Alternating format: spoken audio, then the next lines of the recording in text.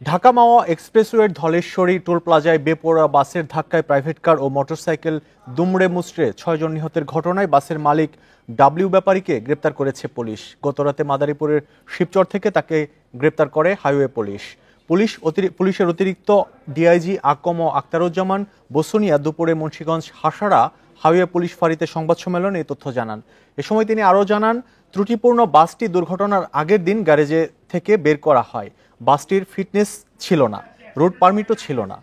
এছাড়া চালক ছিলেন মাদকাসক্ত আর চালকের কোনো ড্রাইভিং লাইসেন্স ছিল না।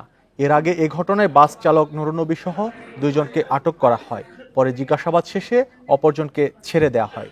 দুর্ঘটনায় নিহত আমিনা বেগমের ভাই নুরুল আমিন বাদী হয়ে শনিবার কেরানীগঞ্জ থানায় একটি মামলা করেছেন। ওই মামলায় বাস মালিককে আসামি করা হয়।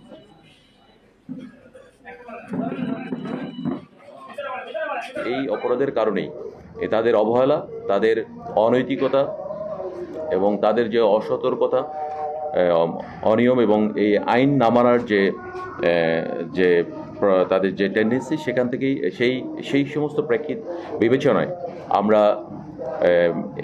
আমরা মালিকরে, যে এই ব্যানারের যে মালিক আছে ডাব্লিউ ব্যাপারী, তাকে আমরা অভিযান চালিয়ে তাকে আমরা গতকালকেই আমরা তাকে গ্রেপ্তার করতে সক্ষম হই।